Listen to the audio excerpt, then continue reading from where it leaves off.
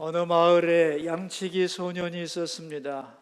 그 소년 너무 외롭고 심심해서 어떤 재미있는 일이 있을까 생각하다가 한 가지 일을 계획하게 됐습니다. 갑자기 마을을 향해서 외쳤습니다. 늑대가 나타났어요. 내 양을 잡아먹고 있습니다. 이 말을 듣고 사람들은 놀라서 칼과 도끼 같은 것들을 들고 산 위로 올라왔습니다. 늑대가 어디 있니? 너는 다치지 않았니? 사람들은 늑대를 찾기 시작했습니다. 그 모습을 보면서 너무도 소년은 재미가 있었습니다. 올라왔던 사람들은 늑대를 찾지 못하고 다시 마을로 내려갔습니다. 얼마 후에 이 양치기 소년은 다시 장난을 하고 싶어서 외쳤습니다. 늑대가 나타났어요. 내 양을 잡아먹고 있습니다. 그러자 이번에도 사람들이 놀라서 급히 산 위로 올라와서 늑대를 찾았습니다. 그러나 늑대는 보이지 않았습니다. 그러자 사람들은 말했습니다. 너 이번에도 또 장난쳤구나. 화를 내고 내려가 버렸습니다. 며칠 후에 정말 늑대가 나타났습니다. 늑대가 나타났어요. 내 양을 잡아먹고 있습니다. 그러나 아무도 올라오지 않았습니다. 그래서 이 양치기의 모든 양은 늑대에게 물려 죽었습니다. 이솝우화에 나오는 양치기 소년과 늑대 얘기죠. 이 양치기는 마을 사람들을 속이면서 속아 넘어가는 그들이 미련한 사람이라고 생각을 했습니다. 그러나 정작 미련한 것은 마을 사람들이 아니었고 다른 사람들을 속인 양치기 소년이었던 거죠. 속이는 사람이 지혜로운 사람이 아니라 참으로 미련한 사람이다. 그런 얘기입니다. 여러분, 우리는 지난 시간에 미련한 사람에 대하여 말씀을 배웠습니다.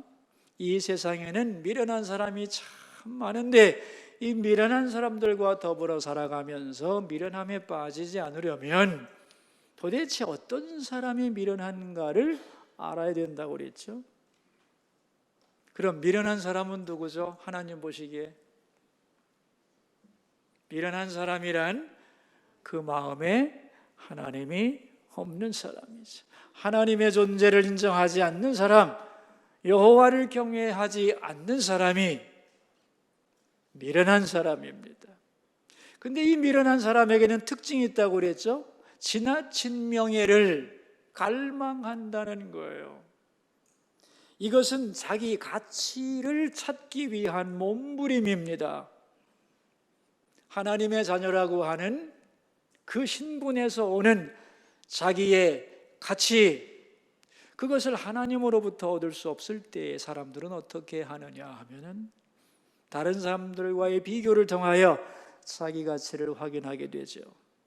그래서 하나님 없는 사람들은 남과 자기를 끝없이 비교하고 자기가 괜찮은 사람이라는 것을 확인하기 위하여 지나친 명예를 추구하게 되어 있는 것입니다. 이런 미련한 사람들을 어떻게 다루어야 되느냐 하면은 사사건건 간섭할 수도 없고 완전히 외면할 수도 없고 지혜가 필요하다고 그랬죠. 가능하면 미련한 사람에게 많은 책임을 맡겨주면 안 되고 사실은 그들을 가능하면 고용하지 않아야 한다고 했습니다. 그리고 정말 중요한 것은 왜 사람이 미련해지느냐 하는 것인데, 여러분, 사람이 왜 미련해지는 걸까요? 자기 스스로 지혜롭다고 여기기 때문입니다. 자기 스스로 지혜롭다고 여기기 때문에 아무 말도 듣지 않는 거죠. 그래서 고칠 수가 없는 겁니다. 그래서 가장 미련한 사람은 누구냐? 자기가 지혜롭다고 여기는 바로 그 사람, 이게 가장 미련한 사람이라는 말씀을 지난 시간에 우리가 배웠죠? 기억나시죠? 예, 오늘은 설교 제목이 뭐죠? 또 다른 미련한 사람들입니다. 오늘 본문에는 세 종류의 사람이 나오는데, 첫째는 게으른 사람들, 둘째는 말쟁이들, 셋째는 위선자들이 나옵니다. 이 세 부류의 사람은 자기도 그렇고 사람들도 그렇고 그들을 미련하다고 생각하지 않습니다마는, 하나님이 볼 때는 이 세 부류의 사람들도 또 다른 종류의 미련한 사람들이라는 거예요. 이 세상에는 게으른 사람도 많고 말쟁이도 많고 위선자도 많은데, 이들과 함께 부대끼며 우리가 어떻게 살아가야 되느냐, 오늘 본문은 거기에 대하여 말씀하고 있습니다. 자, 첫째는 게으른 사람이 미련한 사람이라는 거예요. 자, 여러분 인정하십니까? 게으르다는 것은 미련한 거예요. 부지런한 게 지혜라는 겁니다. 그런데 이 게으름에도 단계가 있습니다. 게으름의 1단계 13절입니다. 같이 읽어볼까요? 게으른 자는 길에 사자가 있다, 거리에 사자가 있다 하느니라 그랬습니다. 여러분, 사자가 길거리에 있는 경우가 흔한가요? 거의 없죠. 그런데 어쩌다가 사자가 한번 길거리에 나타났는데 그걸 보고 놀라서 누군가가 떠들어댄 거죠. 그런데 이제는 그 얘기를 듣고 핑계를 대는 겁니다. 길에 사자가 있기 때문에 밖으로 나갈 수가 없습니다. 그럴 가능성이 거의 없는데 언제나 그런 것처럼 과장을 한다는 거예요. 그래서 핑계를 대는 겁니다. 이래서 안 되고 저래서 안 되고 하지 않는 데 대한 수많은 핑계를 대는 사람이 게으른 사람이다, 그런 말이에요. 그러니까 게으른 사람들은 매사를 부정적으로 보고 위험을 과장하고 그것 때문에 안 된다고 말한다는 겁니다. 그런데 이 게으른 사람이 왜 미련하냐 하면은 주어진 기회를 상실하기 때문이지. 지금 길에 나가서 일을 해야 되고 길에 나가서 사람을 만나야 되는데 있는지 없는지도 모르는 사자 때문에 나가지 않는다니, 이 얼마나 미련한 거예요. 어떤 일을 하더라도 위험 부담이 다 있는 겁니다. 그러나 그럼에도 불구하고 시도를 해보아야 열매를 맺을 텐데 핑계를 대면서 시도조차 하지 않으니 모든 가능성이 다 그에게는 사장되고 마는 거죠. 여러분, 핑계를 대기 시작하면 세상에는 할 게 없습니다. 재미있는 것은 핑계는 의지의 하위 개념입니다. 제가 뭐라고 그랬죠 지금? 핑계는 의지의 하위 개념이다. 무슨 뜻이겠어요? 의지가 있으면 핑계대지 않는다는 거예요. 해야 할 의지를 잃어버렸을 때 안 할 이유를, 핑계를 만들어내는 거다, 그런 얘기입니다. 그런데 이 게으른 사람은 자기만 게으른 것으로 끝나지를 않고 다른 사람도 못하도록 가능성을 막아버립니다. 해봤자 안 돼, 그만둬. 그래서 다른 사람의 가능성까지 박탈해가는 거예요. 그래서 미련하다는 거예요. 자, 이 게으름의 두 번째 단계가 14절인데 같이 읽읍시다. 문짝이 돌적이를 따라서 도는 것 같이 게으른 자는 침상에서 도느니라. 이 게으른 자는 침상에서 벗어나지를 못한다는 거예요. 마치 무엇과 같으냐? 문짝이, 여러분 문이 열리고 닫힐 때 항상 돌적이, 다시 말하면 문을 고정시킨 경첩, 이걸 중심으로 왔다 갔다 할 수밖에 없잖아요. 그죠? 게으른 사람은 항상 침상 주변을 맴돈다, 그런 얘기입니다. 자, 그렇다면 여러분, 이건 잠을 자지 말란 얘기일까요? 아니죠. 잠은 자야 되고 밤에 잘 자야 되는 거죠. 잠은 축복입니다. 밤잠만 좋은 게 아니고요, 사실은 낮잠도 좋다네. 적당히 자면 참 좋답니다. 근데 이 낮잠에도 원리가 있는데 30분 이상 자면 안 되는 거예요. 리듬이 깨져서 몸이 무거워지고 머리가 아파지는 거예요. 그러나 잠깐씩 자게 되면 몸이 회복이 돼서 건강해질 수 있는 거지요. 또한 낮잠을 많이 자게 되면 밤에 잠이 오지를 않습니다. 그러니까 잠은 잘 자야 되는 거지만 일단 자고 나면 일어나서 움직이고 행동을 해야 된다, 그런 얘기입니다. 늘상 침상을 옆에 끼고 살아가면 건강해질 수 없는 거죠.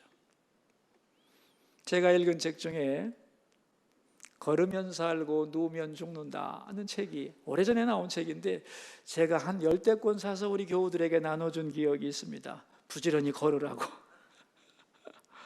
움직이지 않는 거, 이거 게으른 거죠. 자, 이 게으름의 세 번째 단계가 뭐냐? 15절인데 읽습니다. 게으른 자는 그 손을 그릇에 넣고도 입으로 올리기를 괴로워하느니라. 음식을 담은 그릇에 손을 넣고도 입으로 가져가기를 귀찮아한다는 거예요. 먹기도 귀찮은 거예요, 이건. 여러분, 편한 것은 좋은 거죠? 편한 건 좋은 거예요. 그러나 지나친 편리함에 몰입하게 되면 사람은 한없이 게을러지는 겁니다. 자, 그렇다면 이제 왜 사람은 게을러지고 이 게으름으로부터 쉽게 벗어날 수 없느냐? 그 이유가 16절입니다. 같이 읽겠습니다. 게으른 자는 사리에 맞게 대답하는 사람 7보다 자기를 지혜롭게 여기느니라. 이 지혜롭다고 스스로 여긴다는 거예요. 게으른 사람이 모든 사람보다 내가 지혜로워서 안 하는 거다라고 생각을 한다는 거예요. 다시 말하면 게으름 속에도 자기 논리와 교만함이 들어있는 거예요. 그래서 쉽게 변하지 않는 거예요. 이 게으른 자를 설득해서 부지런하게 만드는 것이 아주 어렵다는 것입니다. 그런데 여러분, 이 게으름에 대한 오해가 많은데요, 게으른 사람은 그렇다면 아무 일도 하지 않는 사람인가? 아니에요. 게으른 사람도요, 자기가 좋아하는 건 다 해요. 지 좋아하는 건 다 합니다. 그런데 마땅히 해야 할 일을 하지 않으면서 자기가 좋아하는 일만 하는 사람이 게으른 사람이에요. 예를 들면 우리 자녀들 중에 혹시 있을 수도 있죠. 공부하는 거, 학생이 공부하는 게 마땅한 일이에요. 그리고 그에게 유익한 일이에요. 그래서 부모님은 어떻게 해서라도 공부하라고 권면하고 자꾸만 얘기를 해주는데, 이 마땅히 해야 할 일은 핑계가 많아요. 머리가 아파요. 이번에는 시험이 안 나와요. 그러면서 공부하려고 하지 않죠. 근데 지가 좋아하는 게임은 밤을 새워서라도 한단 말이죠, 여러분. 오늘 본문이 하고자 하는 말은 뭐냐 하면은, 정말 무서운 사자는 길거리에 있는 게 아니라는 거예요. 어디에 있는 걸까요? 게으른 자의 마음속에. 게으른 자의 마음속에 들어있는 사자가 제일 무서운 거예요. 이게 안에 들어있으면 아무것도 못합니다. 그래서 여러분, 우리가 기도해야 되는 겁니다. 하나님, 내 마음속에 있는 이 게으름의 사자를 쫓아내 주소서. 게으름에 붙들리지 않게 하여 주시고, 하나님이 내게 주신 가능성 극대화하며 살게 하여 주소서. 아멘. 그렇게 기도해야 돼요. 그렇지 않으면 게으름에 빠지기가 너무 쉬운 거예요. 이 성경에서는 어떤 사람이 게으른 사람이냐 하면은, 예수님께서 이 마태복음에서 여러 번 말씀하신 게 있어요. 누가 게으른 사람이냐? 주인이 나누어 준 달란트에 대하여 불평하면서 주인이 돌아오셔서 그것에 대하여 결산한다는 생각을 하지 않고 살아가는 사람, 그를 향하여 악하고 게으른 종이라고 얘기했다는 거예요. 그러니까 세상 일에 아무리 부지런을 떨어도 하나님 보시기에 게으른 사람이 있다는 겁니다. 누굴까요? 자기의 환경에 대하여 불평하는 사람이에요. 하나님 이거 주세요, 저거 주세요 달라고 하죠. 좋습니다. 그러나 이미 준 것도 많다는 걸 기억해야 돼요. 이제 그것을 가지고 주님 만날 준비를 해야 될 텐데, 너무도 많은 사람들이 나의 주어진 현실에 대하여 불평하면서 주님을 만날 준비를 하지 않는 그런 사람들이 있다는 거예요. 그것이 바로 영적으로 게으른 사람들입니다. 자, 이런 게으른 사람들이 미련한 것이다 그랬어요. 자, 두 번째, 또 어떤 사람이 미련한 사람이냐? 말쟁이. 이 말쟁이가 참 미련한 것인데, 이 말쟁이의 특징이 나옵니다. 첫 번째 특징이 17절인데 읽읍시다. 길로 지나가다가 자기와 상관없는 다툼을 간섭하는 자는 개의 귀를 잡는 자와 같으니라. 이 미련한 자의 첫 번째 특징은 남의 일에 간섭을 많이 하는 거예요. 지나가다가 아무 상관도 없는데 끼어들어가지고 간섭하는 거라는 거예요. 이런 사람은 마치 무엇과 같으냐? 뭐와 같대요? 개의 귀를 잡아당겼어요. 어떤 일이 벌어지겠어요? 으르렁거리는 개의 귀를 잡아당겼습니다. 자, 큰일 났습니다. 이거 노찬이 물리겠고 붙잡고 있자니 불가능하고 오도 가도 못하게 된 거예요. 문제 괜히 만든 거죠. 이게 바로 다른 사람의 일에 간섭하는 어리석음이라는 거예요. 자, 그렇다면 여러분, 왜 남의 일에 간섭할까요? 왜 남의 일에 간섭하는 걸까요, 여러분? 자기가 그 일에 대하여 다 알고 있다고 착각하는 거예요. 근데 여러분, 겉으로 볼 때는 단순한 일이지만 그 단순한 일 때문에 싸움이 나는 게 아니에요. 보이지 않는 당사자 간에 복잡한 문제가 개입되어 있기 때문에 그 문제가 뻥 터지는 거거든요. 그런데 그 내면의 복잡함에 대해서는 하나도 모르고 발생한 그 일을 자기가 탁 지나가다 보니까 금방 파악한다 이거야. 그래서 쉽게 우습게 알고 간섭을 한다는 겁니다. 이 간섭이라고 하는 게 말쟁이의 첫 번째 특징이에요. 사실 모든 일은 복잡한 것이고 신중하게 접근해야 되는데, 이 간섭하기 좋아하는 사람들은 불쑥불쑥 끼어들어가지고 문제를 곤란하게 만든다는 거예요.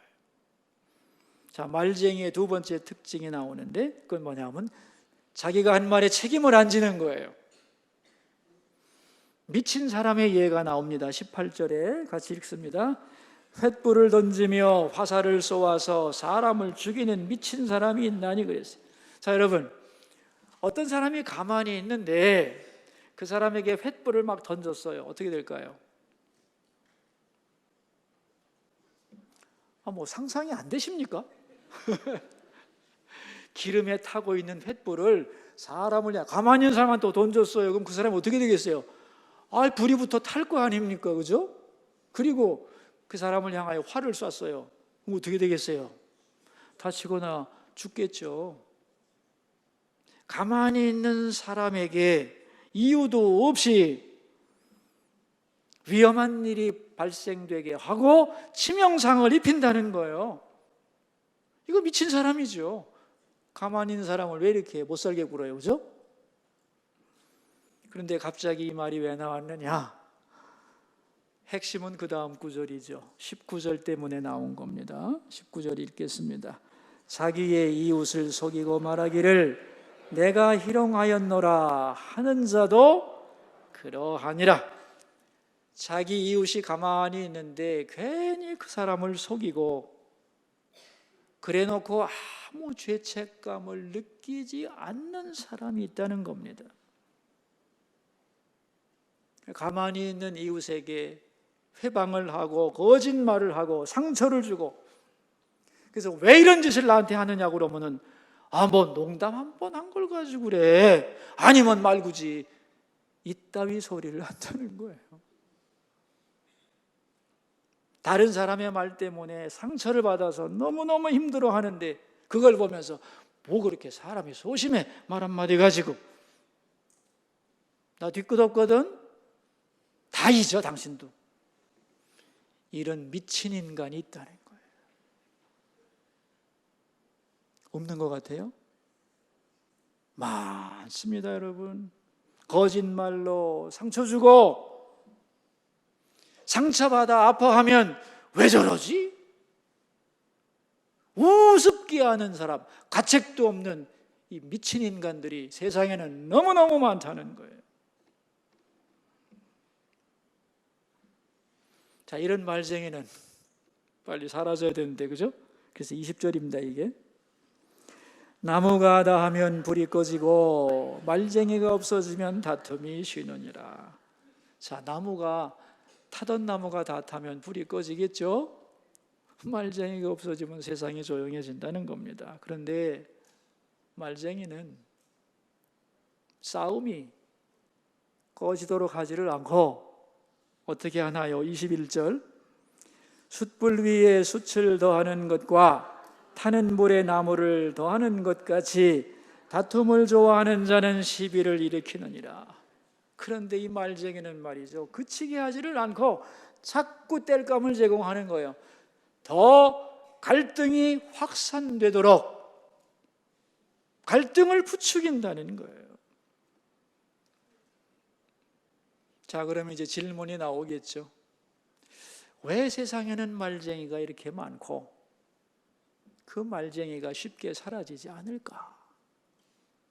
대답이 22절입니다. 같이 읽읍시다. 남의 말하기를 좋아하는 자의 말은 별식과 같아서 뱃속 깊은 데로 내려가느니라. 남의 말하는 게 뭐와 같대요? 별식이 뭡니까? 아주 맛있는 특별한 음식입니다. 여러분, 남 얘기하는 게 재미있다, 재미없다?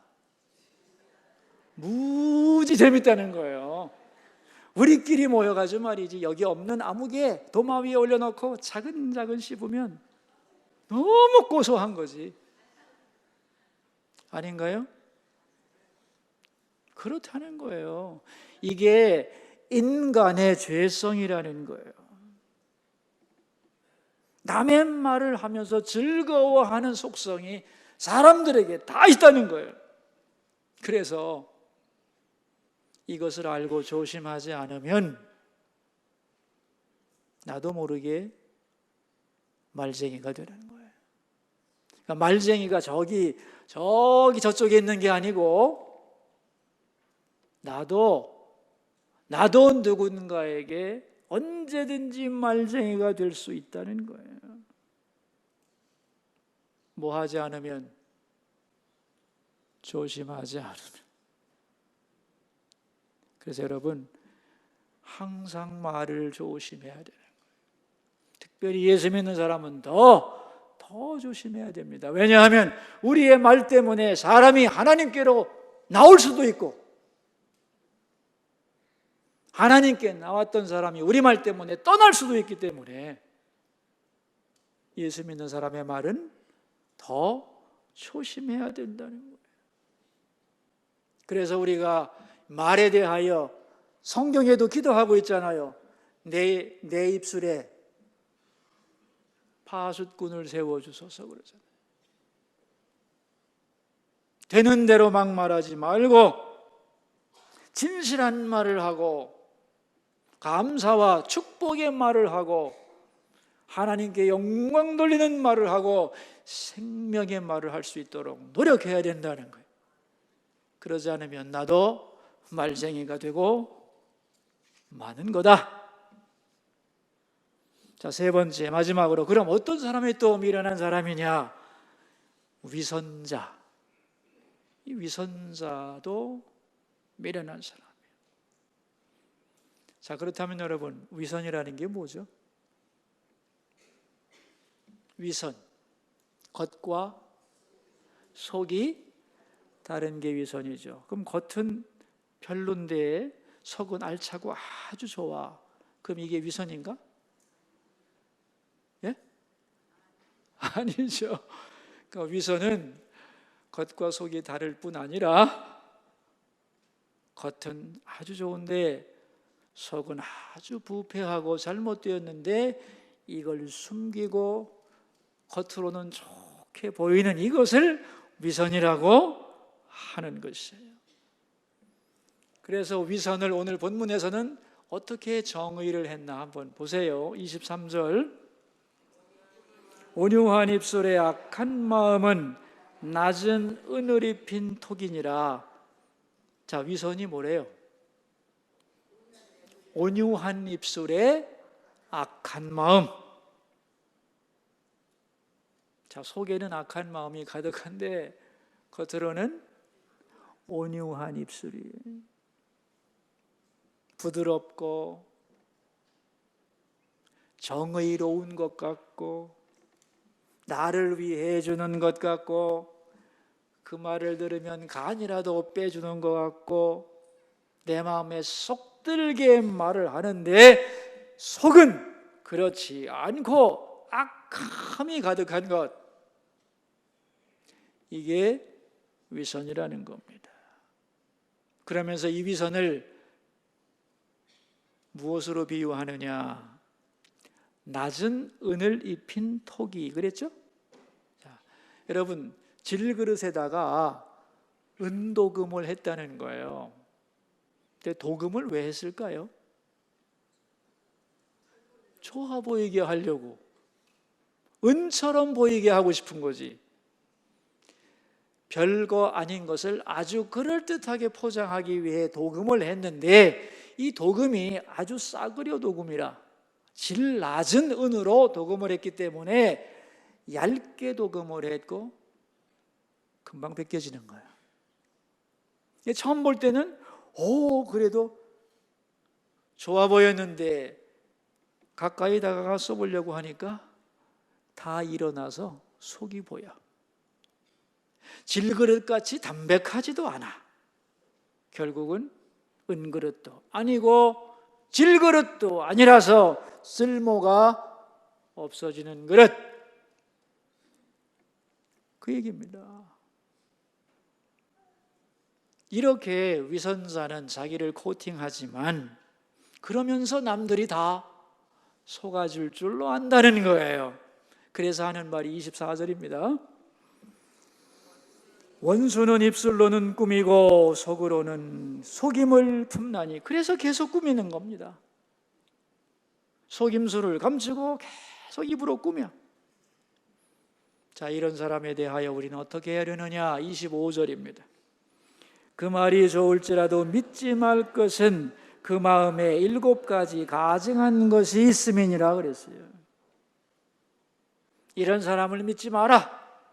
왜?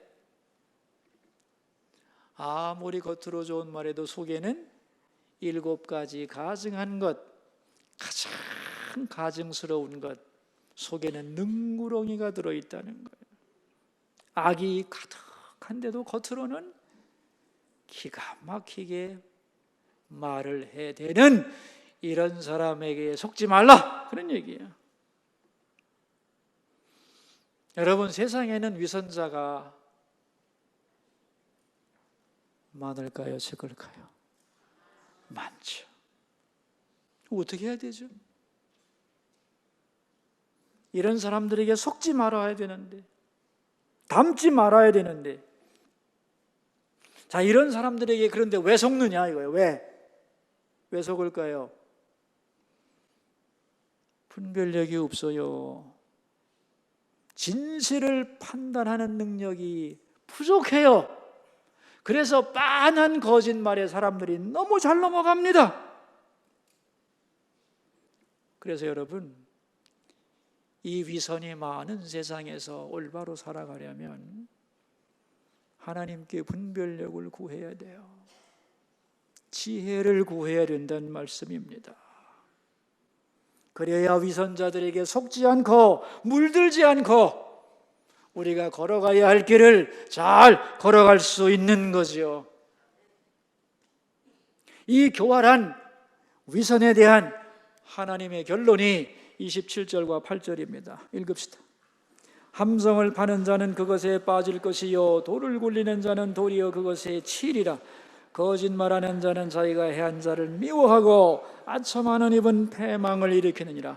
함정을 파는 자, 다른 사람 빠지게 하려고. 그런 사람은 어떻게 된대요? 네가 먼저 거기 폭 빠질 거다. 다른 사람 돌로 죽이려고 굴리다가 네가 먼저 칠 거다, 그런 얘기입니다. 모든 악한 속임수, 위선 다 자기에게 돌아온다는 거예요. 하나님이 그렇게 만들어준다는 거예요. 악한 자, 위선자는 생각한다는 겁니다. 속에 악이 가득하지만 내가 겉으로 온유한 입술로 속이면 다 속아 넘어갈 거야 라고 생각하지만 천만에 세상은 그렇지 않다는 거예요. 네 뜻대로 안 된다는 거예요. 하나님이 살아계시고 그 대가를 다 받게 한다는 겁니다. 여러분, 이 말씀이 위로가 되나요? 이걸 믿지 못하면 우리는 살아갈 수 없죠. 우리 마음이 낙담되어서 흔들릴 수밖에 없는 거죠. 그러니까 세상에는 하지 않을 핑계만 대면서 기회를 다 놓쳐버리는 게으른 사람도 많고, 분쟁을 만들고 이웃을 괴롭히는 말쟁이들도 참으로 많고, 속에는 악이 가득한데도 겉으로는 그럴듯하게 속이는 위선자들도 너무 많고,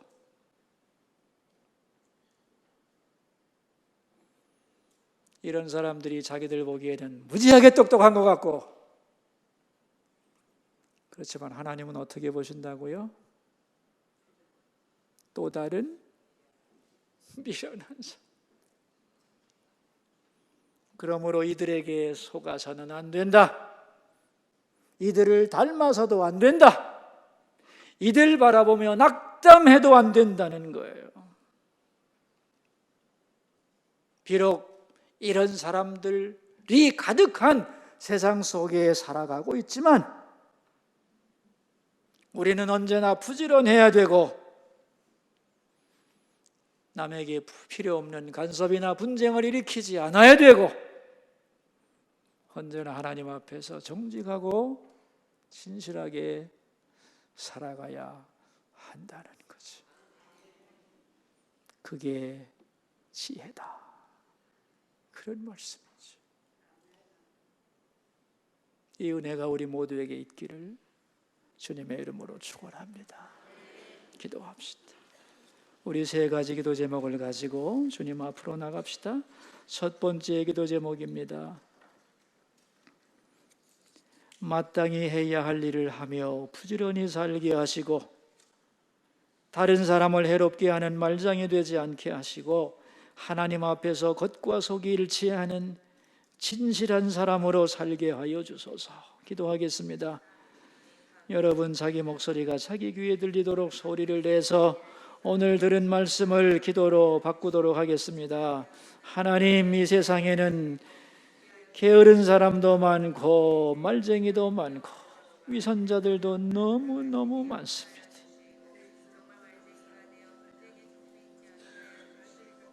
이런 사람들과 더불어 살아가면서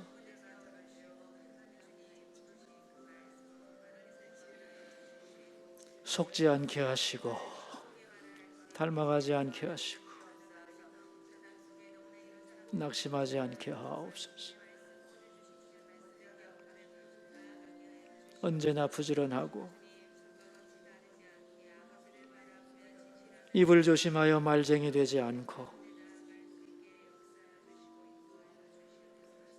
세상을 속이는 위선자들이 되지 않도록 언제나 하나님 앞에서 마땅히 가져야 할 자세를 취하고 흔들리지 않고 살아갈 수 있도록 우리를 도와주시옵소서. 두 번째 기도 제목입니다. 추석 명절을 앞두고 있습니다. 가족 간에 화목함을 주시고 가족이 서로 만났을 때 게으르지 말고 부지런히 서로 먼저 섬기게 해주시고 말로 상처 주지 말게 하시고 너무 간섭하여 괴롭히지 말고 명절을 통하여 스트레스 받지 말고 회복의 은혜를 누리게 하옵소서. 기도하겠습니다. 하나님, 복된 명절 추석을 우리에게 선물로 주시니 감사합니다. 가족을 만날 때에 우리에게 화목을 주시고 내가 먼저 부지런히 섬겨야지 그런 마음 주시고 말로 상처 주거나 간섭하여 힘들게 만들지 말고 위로하고 격려하고 일으켜주는 역사 있게 하여 주옵소서. 그래서 만날 때마다 우리의 가정이 화목하고 하나가 되고 깨어진 관계가 회복되는 은혜가 넘쳐나게 하옵소서. 세 번째 기도 제목입니다. 한국교회와 우리나라를 위해 기도하겠습니다. 하나님 아버지, 오늘 드리는 이 땅의 모든 교회들의 예배를 받아주시고 하나님의 백성들을 위로하시며 말씀해 주시고 하나님의 음성을 듣고 돌아가는 기쁨의 예배가 되게 도와주옵소서. 이 나라를 인도해 주시고 우리 국민들이 속이는 말에 넘어가지 않도록 분별력을 주시옵소서. 그래서 참으로 국민이 주인이라는 것을 확실히 모두가 알게 하여 주시기를 기도합니다. 살아계신 하나님, 이 땅에는 게으른 사람도 많고 말쟁이도 많고 위선자들도 참 많습니다. 이런 사람들과 더불어 살아가면서 속지 말게 하시고 닮아가지 말게 하시고 그들을 보며 낙심하지 않게 하여 주소서.